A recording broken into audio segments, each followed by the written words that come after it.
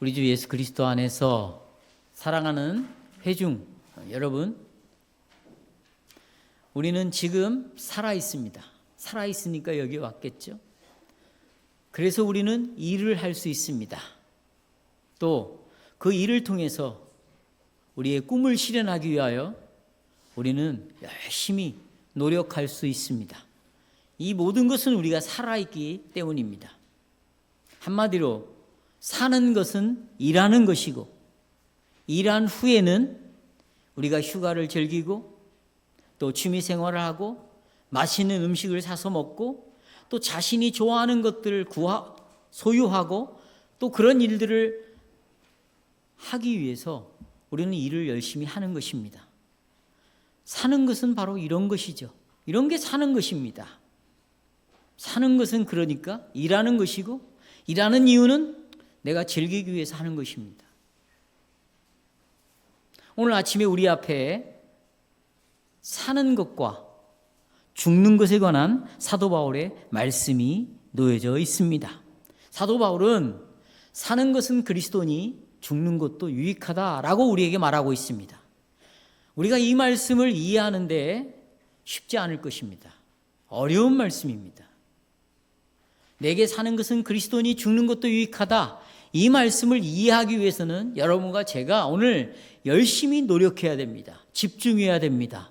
알기 위해서 성령을 의지해야 됩니다. 왜냐하면 쉬운 말씀이 아니기 때문입니다. 그러나 여러분이 지금 믿음을 고백하는 것처럼 그리스도를 향한 그 믿음, 또 하나님의 아버지인 것을 성령이 우리 안에 계셔서 지금도 이 예배 시간에 우리를 불러 모으시고 또 이 말씀을 듣게 하시고 이 말씀으로 여러분에게 복을 주시기를 원하시는 그 성령이 우리 안에 계시다는 걸 우리는 다 믿음으로 고백하고 있죠. 마찬가지입니다.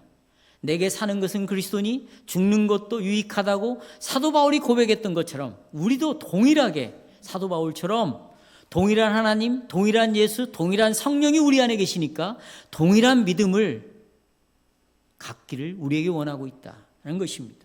우리도 바울처럼 승리하신 그리스도를 믿음으로 열심히 일하기를 원하고 있습니다. 오늘 설교의 주제는 바울의 시각을 갖자입니다. 바울의 시각, 바울이 바라보는 관점을 좀 가지자. 그 관점이 뭡니까? 내게 사는 것은 그리스도니 죽는 것도 유익하다입니다. 두 가지를 말씀드리겠습니다. 첫째, 사는 것은 그리스도라. 사랑하는 여러분, 바울이 어떤 의미로 사는 것은 그리스도니 라는 말을 했을까요?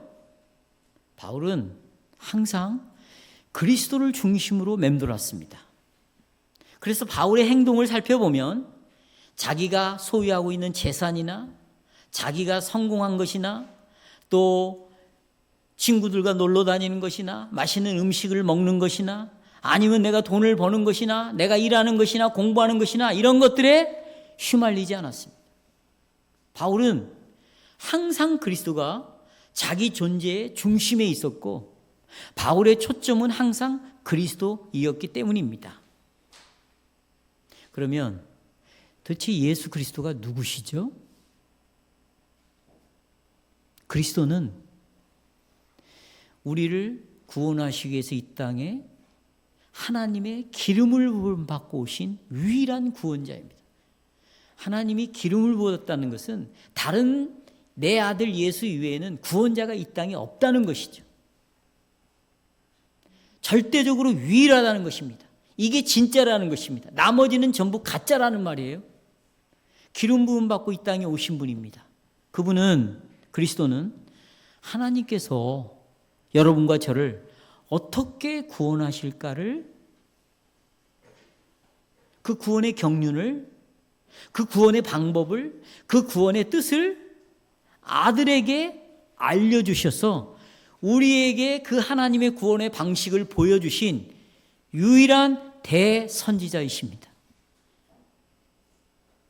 또 죄인들의 이 죄값을 치르시고 그 죄에서부터 우리를 건져내시기 위하여 당신 자신이 제물이 되었습니다. 구약시대 때는 짐승이 제물로 바쳐졌지만 예수님은 당신이 친히 제물이 되시고 당신이 제사장이 되어서 십자가에서 죽으심으로 생명을 내놓으신 대제사장이십니다. 그분은 죽으시고 부활하시고 하늘 보좌 우편에 앉으심으로 모든 세상을 다스리시는 영원한 왕이십니다. 자, 그리스도는 우리에게 있어서 대선지자요, 대제사장이요, 영원한 왕이십니다. 이것이 성경 전체의 주제입니다. 이 주제를 요약해서 엑기스처럼 짜놓은 게 히브리서입니다. 여러분이 이것을 받아들인다면 여러분은 성경을 받아들이는 것이고, 이걸 거부한다면 하나님의 말씀을 거부하는 것이고 하나님을 거부하는 것이죠. 이만큼 이 세 가지는 중요한 그리스도에 대한 고백입니다. 따라서 바울은 이렇게 유일한 구원자, 유일한 대선지자, 대제사장, 영원하신 왕이신 이 그리스도에게, 그리고 그리스도가 하신 일들에게 사로잡혀 있기 때문에 그리스도가 자기의 시각이 되었어요. 그리스도가 자기의 안경이 되었어요. 안경 아시죠? 여러분 까만 선글라스를 끼고 다니면 다 어떻게 보입니까? 까맣게 보이죠. 내가 어떤 색의 안경을 끼느냐에 따라서 내가 보는 색이 다 달라지는 것처럼 사도 바울은 그리스도가 유일한 자기 눈의 시각이었습니다. 그래서 모든 것을 그리스도의 관점에서 봤어요. 그러니까 그리스도가 자기의 생명이 되었고 그리스도가 자기의 삶의 목적과 의미를 주시는 유일한 분이었습니다. 그래서 열심히 예수를 믿는 사람들도 종종 그리스도가 나의 전부야, 난 그리스도 없이는 못 살아, 이런 표현을 바울처럼 쓰죠. 참 아름다운 말입니다. 아름다운 말이에요. 그러나 우리가 가만히 지켜보면 이 사람이 습관적으로 그리스도가 나의 생명이야, 나의 전부야, 나의 의미는 그리스도에게 있어, 이렇게 판에 박힌 마치 주문을 외우는 것처럼 습관적으로 이렇게 말하는 경우가 있습니다. 이렇게 습관적으로 그리스도가 내 안에 사신다, 그리스도가 내 안에 계신다, 그리스도가 나의 전부다 라고 말하는 것을 습관적으로 말함으로 그리스도가 고백했던 내게 사는 것은 그리스도라라는 바울의 고백을 희석시키고 만다는 것이죠. 무의미하게 만든다는 거예요. 누가? 나의 이런 습관적인 의미 없는 고백들이. 그래서 우리는 의미 있는 고백을 해야 되겠죠. 그러기 위해서는 오늘 빌립보서 1장 12절부터 20절의 말씀을 통해서 어떻게 사도 바울이 자기의 모든 삶 속에서 그리스도에게 맞춰서 삶을 살아갔는지 이걸 우리가 좀 알아야 되겠다는 거죠. 내 삶의 처음 체험에서 경험에서 맛보는 그 예수 말고 성경에서 말하고 있는 그 예수 그리스도를 좀 우리가 알아야 정말 이것이 내 안에서 진실되게 고백으로 나타날 수 있는 게 있지 않겠습니까? 그렇죠? 자, 그러면 오늘 바울이 세 가지 실제적인 예를 듭니다. 세 가지 예를 들어요. 그리고 하나하나의 예를 들면서 거기에 메시지를 가지고 우리에게 교훈을 전달한다는 것입니다. 세 가지를 여러분에게 말씀드리겠습니다. 자, 첫째는요, 여러분, 우리가 아는 대로 바울이 복음을 위해서 감옥에 갇혀 있었습니다. 그런데 바울은 잘못한 것이 아무것도 없었어요. 그런데 감옥에 갇힌 거예요. 바울이 한 일이라는 거 딱 하나거든요. 예수 그리스도를 믿으라고 복음을 증거한 것밖에 없는데 그 결과로 감옥에 갇힌 것입니다. 보통 우리가 이런 상황이 내가 아무것도 잘못이 없는데 내가 그래도 하나님을 열심히 믿는다고 믿었는데 사랑한다고 사랑했는데 헌신도 했는데 내 안에 감옥에 갇히는 일이 일어난다. 어떤 아주 불행한 일이 내 안에서 일어난다. 그러면 우리는 어떤 현상이 일어나냐면 자기 연민에 빠져버립니다. 자기 연민이라는 것은 다른 말로 말하면 자기 사연에 빠지는 것입니다. 자기 사연이라는 것은 자기의 감정과 느낌, 자기 중심의 생각으로 빠져드는 것이에요. 이게 자기 연민이에요. 이게 최초로 나타난 인간이 아담과 하와입니다. 선악과를 따먹고 네가 왜 따먹었느냐고 하나님 물었을 때 아담과 하와는 자기 연민에 빠져서 대답했습니다. 이 여자 때문에 먹었다고. 이 여자 때문에. 또 여자는 뱀으로 돌렸습니다. 이게 뭐냐면 지금 자기 사연을 이야기하고 있는 거예요. 자기에게서 일어난 일들을 이야기하는 거죠. 아무 잘못도 없는데 감옥에 갇혔다. 바울은 자기 사연에 빠져서 얼마든지 생각하고 있을 것이라고 우리는 여기죠. 그런데 성도 여러분, 바울의 반응은 우리와는 전혀 다른 완전히 낯선 삶을 우리에게 보여주고 있습니다. 그래서 우리 신자들은 일반 세상 속에 살아가지만 우리가 생각하고 사는 방식은 세상 사람과 전혀 다른 방식이에요. 낯선 방식이에요. 바울도 그런 삶을 우리에게 보여주고 있어요. 그러니까 바울에게 사는 것은 감옥에서 석방되는 것이 아니고 바울에게 사는 것은 자유의 몸이 되는 것이 아니었습니다. 이유가 뭘까요? 바울에게 사는 것이 그리스도였기 때문입니다. 그러니까 바울은 갈보리에서 승리하셨고 지금 세상을 통치하신 그리스도께 자기의 시선이 고정되어 있었습니다. 바울은 만일 이 그리스도께서 나를 감옥에 갇히게 했다면 그리스도께서는 주권적인 목적을 가지고 나를 감옥에 갇히게 하신 것이니까 반드시 이 그리스도가 내 안에서 역사하셔서 하나님 나라의 열매를 그분이 맺히게 할 것이다 라고 생각을 하고 바울의 눈을 누구에게 고정했을까요? 그리스도에게 고정했습니다. 중요한 것은 바울은 이 모든 일이 주님이 허락하신 일이기 때문에 다 선하다. 내게서 일어나고 있는 일은 다 유익하다고 보았던 것입니다. 그것이 12절에 나와 있어요. 12절에. 자, 12절 보십시오. 형제들아, 나의 당한 일이, 이 당한 일이 뭡니까? 체포되고 감옥에 갇히고 얻어 터지고 맞고 이런 일이죠. 당한 일이 도리어 복음의 진보가 되는 줄을 너희가 알기를 원하노라 그랬어요. 자기가 체포되고 감옥에 있는 것이 지금 시련을 당하고 있는 이 모든 일이 복음의 진보를 이루었다. 복음이 더욱더 확산되는 결과를 낳았다. 나는 복음을 더 담대하게 전하는 기회가 되었다라고 말하고 있습니다. 그러면 어떻게 이 복음이 이런 상황 가운데서 확산이 될 수 있었을까요? 두 가지로 말하고 있어요. 두 가지. 자, 13절입니다. 어떻게 복음이 전파됐을까요? 13절. 나의 매임이 감옥에 갇힌 것이 그리스도 안에서 오히려 온 시위대 안과 그 밖에 있는 모든 사람들에게 복음이 나타났다. 이거죠. 자, 설명을 좀 드릴게요.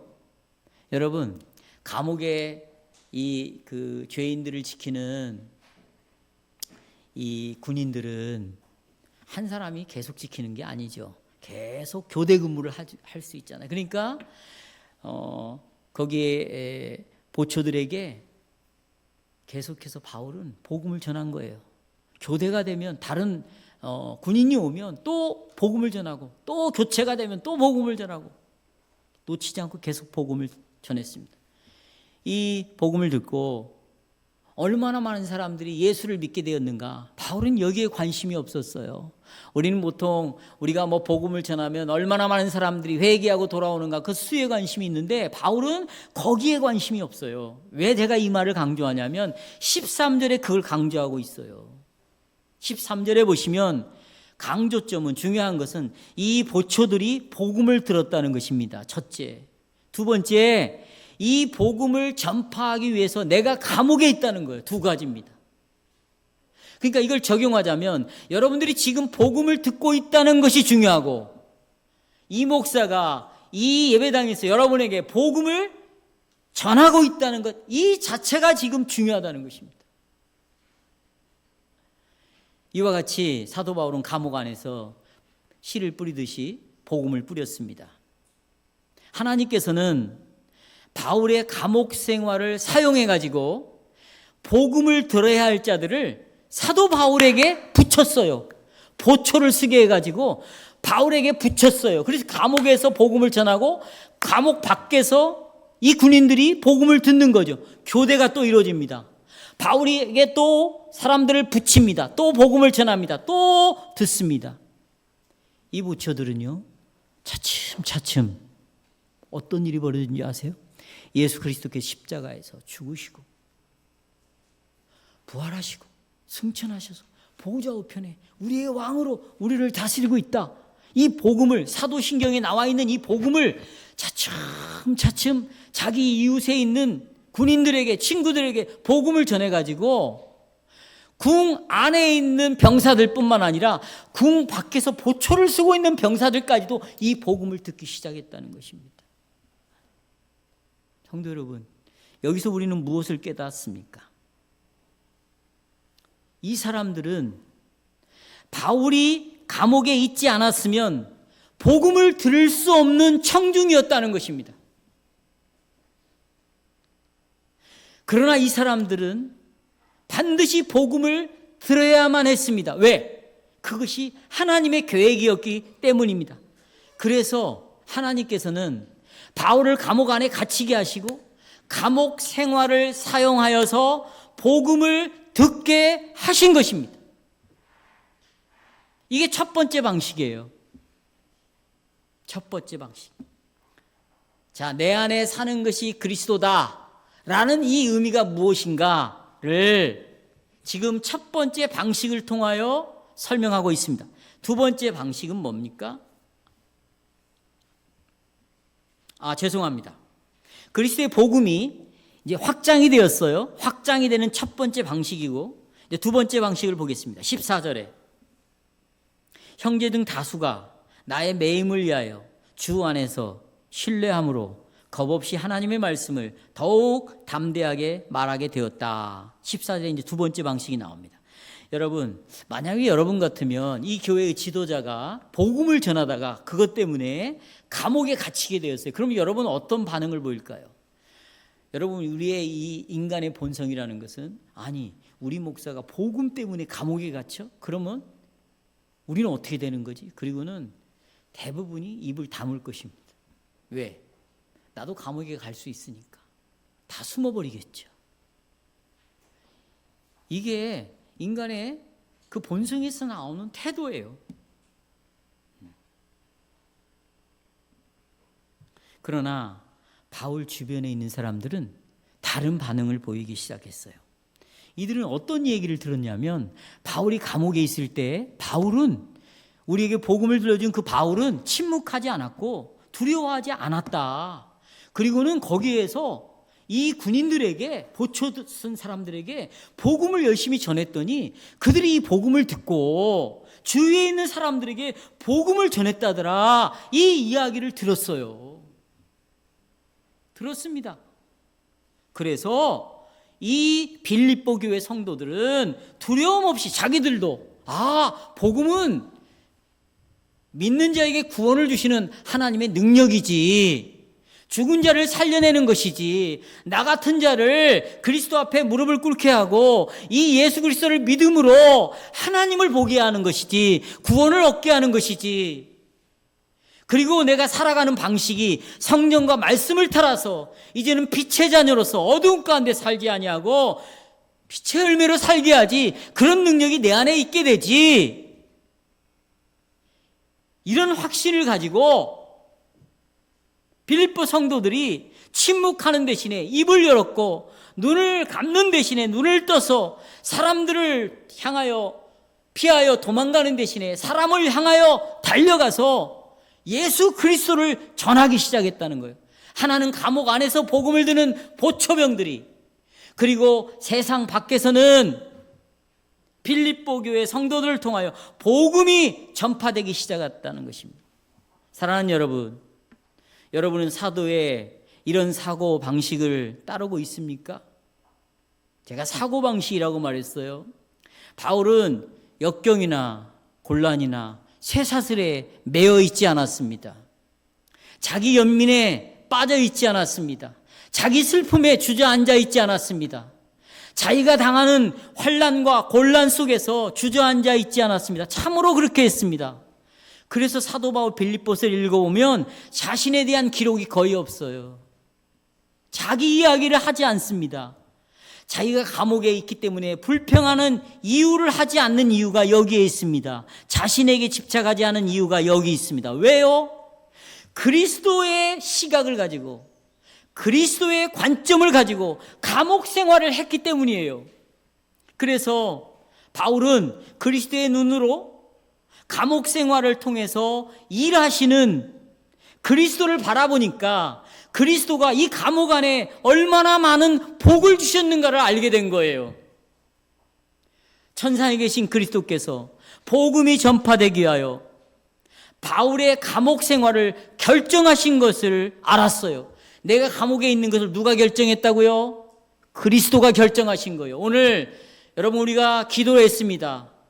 저는 여러분과 함께 하나님께 기도를 올렸어요. 거기에 무슨 기도문이 나옵니까? 내게서 일어나는 모든 일은 그리스도가 결정했다는 기도문이 나오는 거예요. 이 방식으로 감옥에 갇히는 것을 주님이 결정하셨고 감옥에 갇히는 이런 방식으로 궁정에 있는 시대의 군인들이 복음을 들을 수 있게 되었고 그 가운데 택함을 입은 사람들이 믿음으로 구원을 얻게 되었습니다. 더욱이 바울의 감옥 생활을 통하여 그 동네에 있는 빌립보 교회의 성도들이 담대하게 복음을 말할 수 있게 되었습니다. 그리고 이 복음이 퍼지기 시작했습니다. 바울은 그리스도에게 자신의 시선을 고정했습니다. 그러므로 정말 부정적이고 비관적이고 원망할 수밖에 없는 그런 상황에서 바울은 적극적인 사람이 되고 감사의 기도를 할 수가 있었습니다. 바울은 사는 것이 내게 사는 것이 그리스도이기 때문에 그 그리스도가 하신 일은 절대로 실수함이 없다는 걸 알았습니다. 우연히 온 것이 없다는 걸 알았습니다. 거기는 하나님의 목적이 있다는 것을 알았습니다. 그렇다면 목적이 있어서 잘못도 없는 나를 감옥에 갇히게 했다면 그것은 오케이다는 거예요. 그건 좋다는 것이에요. 사는 것이 그리스도니라는 이 말씀의 두 번째 예를 들어서 의미를 우리에게 설명해 주고 있는데 15절에 보시면 두 번째 이하고 15절이 있죠. 어떤 이들은 복음을 전하는데 투기와 분쟁으로 전하고요. 어떤 이들은 착한 뜻으로 그리스도를 전파한다 그랬어요. 그러니까 착한 뜻으로 복음을 전하는 사람들은 정말 주님을 사랑하는 마음으로 전하는 것이지만 여기 어떤 사람들은 투기와 분쟁으로 그렇게 했어요. 17절에 그 이유가 나오고 있는데 17절 보십시오. 이 사람들은 나의 매임에 괴로움을 더하게 할 줄로 생각하여 바울을 더 괴롭게 하기 위하여 바울을 더 비난하면서 바울은 그래서 감옥에 갇힌 사람이야. 우리가 더 위대한 복음을 가지고 있어. 우리 말을 들어. 이러면서 복음을 전한 거죠. 그래서 순전치 못하게 다툼으로 그리스도를 증거했다고 17절에 말하고 있습니다. 이 말씀을 여러분 조금 풀어드리겠습니다. 여러분 이렇게 투기와 분쟁으로 복음을 전한 사람들은 신자들이었어요. 거듭난 자들이었습니다. 그리스도께서 이 사람들을 향하여 죽었습니다. 그러나 이 형제들은 투기와 분쟁으로 말씀을 전함으로 누구를 공격하냐면 사도 바울을 상하게 했다는 것입니다. 그러면 사도 바울이 지금 감옥 안에서 공격을 받고 있는데 어떤 반응을 해야 할까요? 아무런 상처도 받지 않았습니다. 아무런 상처도 받지 않았어요. 외부로부터 이런 것들이 공격이 왔지만 상처받기를 거부했어요. 이 형제들이 사도 바울을 비평했지만 그의 마음은 요동하지 않았어요. 모욕감을 느끼지 않았어요. 왜요? 가장 중요한 것은 누가 전파되고 있는 거예요? 그리스도가 전파되고 있는 거예요. 우리는 그리스도를 믿는다고 하면서 항상 보고 있는 건 내 자신이에요. 내가 지금 뭘 느끼고 있어? 내가 지금 뭘 경험하고 있는 거야? 내가 이 교회에서 지금 뭘 보고 있는 거야? 그래서 그리스도를 바라봐야 되는데 계속해서 자기에 집착하고 있다. 마치 영국 배우가 무대에 올라가서 오 헤븐, 오 하늘이요 그러면 얼굴은 어디를 봐야 돼요? 하늘을 봐야죠. 손은 말은 오 헤븐 그러는데 바라보는 눈은 어디를 바라봐? 땅을 바라보고 있는 거예요. 감독은 너 내려와라, 다음부터 너 나와라 이럴 거 아니에요. 하나님 그런 분은 아니시죠. 그리스도를 바라봤어요. 사랑하는 여러분, 지금 바울의 생각이 어떻게 자기의 삶 속에 움직이고 있는가? 내가 가지고 있는 생각이 나를 어떻게 지금 내 안에서 역사하고 있는가? 이걸 봐야 되죠. 바울에게 있어서 사는 것은 주변에 아무런 문제가 없는 사람들이 모여 있다는 것이 아니에요.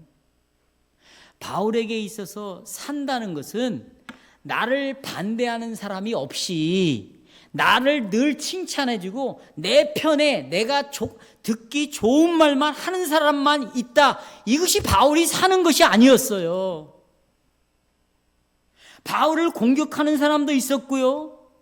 바울이 비참한 지경에 수렁에 빠지기도 하고요. 이게 바울의 사는 것이었어요. 그러나 이런 것들이 바울에게 있어서 아무런 문제가 되지 않았습니다. 왜냐하면 내게 사는 것이 누구이기 때문이다. 그리스도이기 때문이라는 것입니다. 이 말은 죄악된 악한 동기를 가지고 구원의 복음이 악한 그런 마음을 사용해서 어찌하든지 복음이 전파되게 하시는 분은 그리스도이니까 사도 바울은 악한 동기를 가지고 자기를 공격한 사람의 초점을 맞추는 것이 아니라 이들을 사용해서 그리스도가 전파되게 하시는 그리스도를 바라본 것이 바울로 하여금 살게 한 거예요.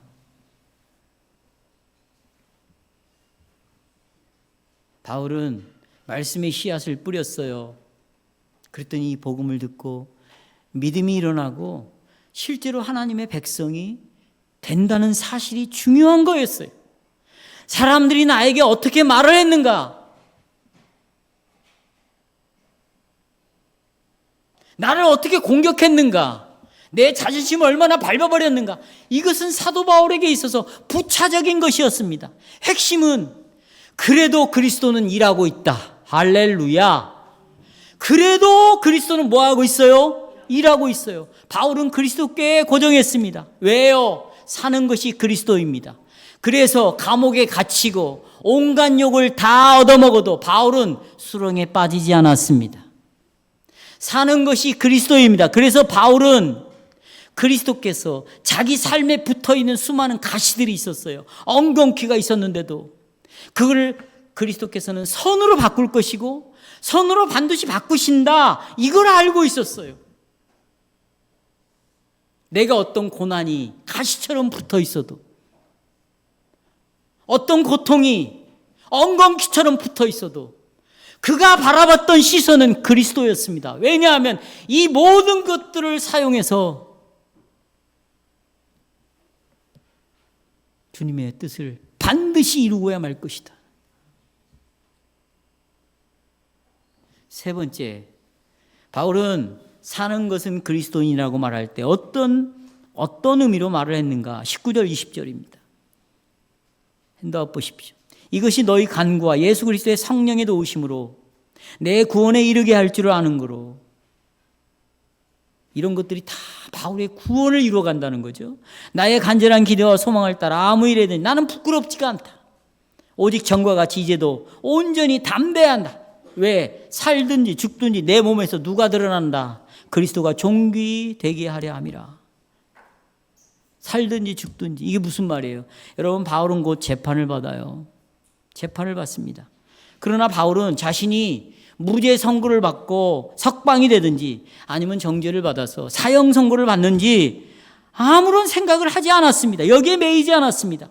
재판관이 무슨 결정을 하든지 개의치 않았습니다. 중요한 건 단 한 가지예요. 살든지, 내가 살아나는 재판의 결과가 나오든지 죽는 재판의 결과가 나오든지 내 몸에서 누가, 그리스도가 어떻게 존귀되는 것이 나는 중요하다.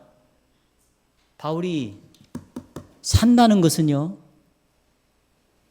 자유의 몸이 되는 것이 아니에요. 바울이 산다는 것은 내가 죽는 것도 문제가 안 된다. 다 괜찮다는 것입니다. 개의치 않다는 것입니다.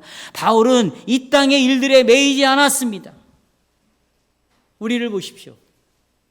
아침 눈 떠서부터 저녁에 잠잘 때까지 온통 자기의 건강에 매이고 자기 생각에 매이고 자기의 일에 매이고 자기의 사업에 매이고 통장에 돈이 얼마 있는가에 매이고 자기 자식에 매이고, 그러니까 사는 것이 자식이고 사는 것이 돈이고 사는 것이 일이고 사는 것이 직업이고 사는 것이 몸뚱아리죠. 그렇죠? 여러분, 이렇게 되면 우리는 나락에 떨어질 수밖에 없습니다. 왜냐하면 이런 것들이 내가 원하는 뜻대로 이루어지지 않고 있기 때문이에요. 자식이 내 마음대로, 물질이 내 마음대로, 건강이 내 마음대로, 내가 계획한 것들이 내 마음대로 이루어지지 않는 거예요. 그러니까 실망하게 되겠죠. 실망하면 어떻게 됩니까? 어떻게 될까요?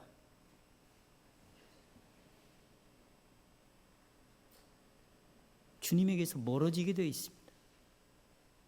나는 여러분 앞에 지금 바울의 모범을 제시하였습니다. 바울의 관심은 자신에게도, 자신의 평판에도, 자기의 인생을 좀 더 즐기기 위해서도, 직업을 가지는 문제에 대해서, 수입에 대해서, 배우자에 대해서, 취미에 대해 있지 않았습니다. 바울의 관심사는 그리스도였습니다. 그래서 내게 사는 것이 그리스도였습니다. 그래서 바울은 자기 주위에서 지금 일어나고 있는 일들을 그리스도의 뜻에 비춰봤습니다. 그리스도가 지금 내 삶 속에서 주위에서 어떤 일을 하고 있는가를 그리스도로 비추어서 재어보았습니다. 이것이 우리가 따라가야 할 시각이고, 여러분이 날마다 경험하는 일들 속에서 여러분은 자신의 시선을 그리스도에게 맞춰야 되는 이유가 바로 여기 있습니다. 우리는 사는 것이 그리스도라는 사실을 잘 알고 있습니다. 이제 오늘 이 설교를 통해서 우리는 사는 것이 그리스도라는 사실을 알았습니다. 그런데 유혹이 옵니다. 내 안에서 내 본성이 일어나게 되면 이게 무너지게 돼 있어요. 어떻게 무너지는가? 모든 걸 그리스도에다 갖다 다 붙이는 거예요. 그리스도에다가 여러분 뭘 붙이냐? 내가 하는 일도 붙여요. 내 직업도 붙여. 내 공부도 그리스도에다 다 붙여. 사는 것도 다 붙여. 자식도 붙여. 내가 놀러 다니는 것도 그리스도에게 다 붙여. 다 그리스도와 연결되어 있다는 거예요. 그런데 보면 내가 붙여놓은, 예수님에게 붙여놓은 것들은 실은 이게 그리스도의 일이 아니고 내 욕망이고 내 욕심이거든요. 다 내가 원하는 걸 지금 다 하고 있는 건데 그걸 그리스도에게 붙여놓는 거예요. 그럼 그리스도는 뭐냐? 내가 하고 있는 일을 그리스도가 도와달라는 거예요. 복을 주시라는 거죠. 그리고 엔조이는 누가 다 하겠다는 거예요?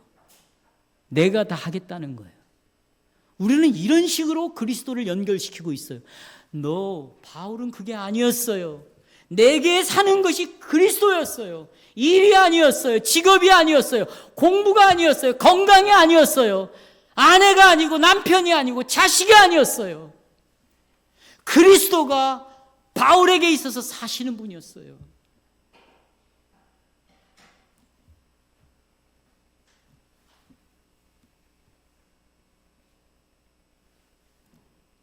사랑하는 여러분이 하고 있는 일이나 공부나 아니면 뭐가 있을까요? 건강이나 이런 모든 것들이 자식 문제까지도 나 자신을 나 자신의 문제까지도 내가 원하는 바람대로 절대 이루어지지 않습니다. 그러나 내가 원하는 뜻대로 이루어지지 않는다고 문제가 되지 않습니다. 왜냐하면 그 모든 것들을 그리스도가 사용해서 선을 이루시기 때문입니다. 선을 이루시기 때문에. 만약 오늘날 신자들이 나에게 사는 것이 그리스도니? 라는 이 사도 바울의 신앙 고백을 나도 같은 신앙 고백을 가지고 산다면, 이렇게 한다면 이 세상이 얼마나 달라질까요, 여러분? 완전히 달라진 세상을 사는 거예요. 어떻게? 이렇게 한다면 내 어깨를 짓누르고 있는 오직 돈, 이 엄청난 물질 만능주의가 내 어깨에서 떨어져 나가는 거예요. 내게 사는 것이 그리스도다라는 고백을 딱 붙잡고 살아가면 모든 물질적인 돈이 일만하게 뿌리라고 그러잖아요. 이게 다 떨어져 나가게 되어 있습니다. 수많은 여러분이 고민거리, 걱정거리들이 다 청산이 될 것이고, 이제부터 여러분 입에서 나오는 그 말의 내용이 완전히 달라질 것입니다. 이와 같은 믿음으로 주님께서 우리의 길을 인도하실 때 그 기회를 따라 믿음으로 사시기를 바랍니다. 두 번째, 죽는 것도 유익하다는 거죠. 여러분, 이 말은 참 친숙한 말이죠. 저도 힘들 때는 이 말을 많이 했어요. 빨리 죽었으면 좋겠다. 하나님이 나를 데려갔으면 좋겠다 그러죠. 너무나 무거운 고난이 오고 정말 너무 고통스러운 질병이 내 안에 일어나고 말할 수 없는, 정말 먹고 살 것이 없는 가난을 만났을 때 우리가 하는 말, 하나님 저 좀 빨리 어떻게 데려가 주세요. 쉽게 나옵니다. 왜냐하면 고난과 고통으로부터 벗어날 수 있는 것이 죽음이라고 생각하기 때문입니다. 그러나 여러분, 바울이 사는 것은 그리스도니 죽는 것도 유익하다 할 때 이런 뜻으로 사용한 것이 결코 아닙니다. 잘 보아야 돼요. 바울은 감옥에서 좌절하지 않았어요. 원망하지 않았습니다. 실망으로 인해 하나님 나 좀 빨리 이 감옥에 있느니 나를 좀 빨리 데려가 주세요. 이런 뜻으로 말하지 않았습니다. 왜냐하면 그는 그의 시각이 그리스도에게 맞춰져 있기 때문에 그 안에서도 그리스도가 하신 일을 따라 기쁨으로 그 일을 감당을 했습니다. 그래 얼마나 활기가 넘치는 삶을 살았겠어요. 그런데 죽는 것이 좋다? 우리처럼 그런 의미로 말하지 않았습니다. 이 외에도 그는 23절을 보시면, 안다웃 두 번째 대지 23절을 보시면 그는 죽는 것이 왜 유익한가를 말하고 있는데, 그가 말하기를 내가 여기서 떠나는 것은 누구와 함께 있기 때문이다? 그리스도와 함께 있기 때문에 떠나는 것이 좋다. 훨씬 더 나은 것은 이 땅에 그리스도와 함께 있는 것보다 저 하늘에서 그리스도와 함께 있는 것이 훨씬 낫다. 왜 그래요? 바울의 초점은 그리스도에게 맞춰져 있는데 내가 천상으로 올라가면 거기는 항상 죄가 없이 그리스도와 함께 얼굴을 보며 마주대하며 그리스도와 교제할 수 있으니까 죽는 것이 더 뭐하다? 유익하다라고 지금 말하고 있는 것이에요. 바울은 로마서 6장 23절에 죄의 싹은 사망이라고 말했죠. 여러분, 죽음이 죄의 결과로 생긴 거예요. 늘 말하지만 아파서 죽거나 늙어서 죽는 게 아니라 죄 때문에 죽는 거죠. 그런데 이 죄로부터 건짐을 받은 여러분과 저는 이제 죄의 결과로 죽음이 온 게 아니에요. 하나님의 영광스러운 나라에 들어가려면 반드시 뭘 통과해야 돼요? 죽음이라는 문을 통과해야 돼요. 그러니까 죽음은 저주가 아닌 거예요. 형벌이 아닌 거예요. 축복이에요. 반드시 우리는 죽어야 돼요. 그러니까 사도 바울이 뭐냐면 이렇게 죽는 것은 유익하다는 거예요. 왜? 그 문을 통과해서 내가 그렇게 함께하고 싶었던, 얼굴을 대하며 보고 싶었던, 육체적으로 함께 거할 수 있는 그리스도를 내가 만나서 함께 지낼 수 있기 때문에 죽음이 유익하다는 거예요. 그래서 사도 바울은요,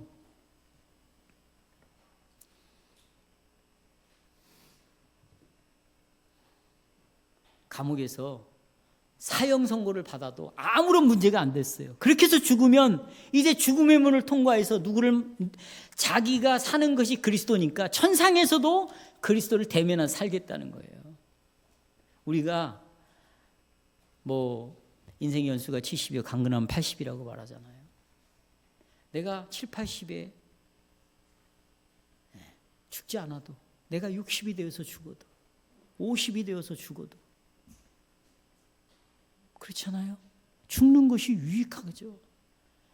그냥 안 죽으려고 악착같이 그냥, 저도 그러고 있지만 저러고 여러분과 다르겠습니까? 하지만 죽는 것이 유익합니다.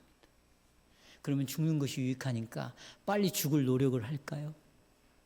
이 세상을 등져버릴까요? 바울은 그런 생각을 하지 않았습니다. 하지 않았어요.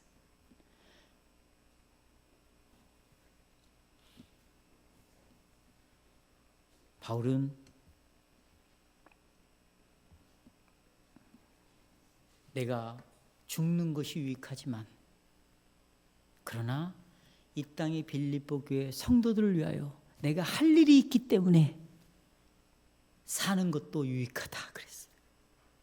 여러분이 할 일이 없고 여러분의 소명이 끝나면 하나님이 알려주실 거예요. 이제 때가 되었다는 걸 여러분이 압니다. 우리 신자들은요, 죽을 때를 아는 거예요.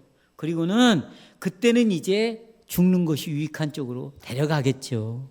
그렇죠? 그러나 그 이전에는 살려주실 때는 목적이 있는 거죠. 할 일이 있는 거예요. 감옥에 있으면 감옥에 있은 대로, 건강하면 건강한 대로, 질병이 있으면 질병이 있는 대로, 부하면 부한 대로, 가난하면 가난한 대로, 직업이 화려하면 화려한 대로, 천박하면 천박한 대로, 우리는 동일하게 내 안에 사는 것은 누구예요? 그리스도입니다. 그분이 우리의 생명입니다. 이제 여러분 그리스도에 초점을 맞추고 시각을 맞추고, 살아있으면 살아있는 대로, 죽으면 죽은 대로 그리스도를 만나고, 살아있으면 있는 대로 그리스도를 생명으로 모시고 그 그리스도의 영광을 위하여 감사하며 기쁨으로 살기를 주님의 이름으로 축원합니다.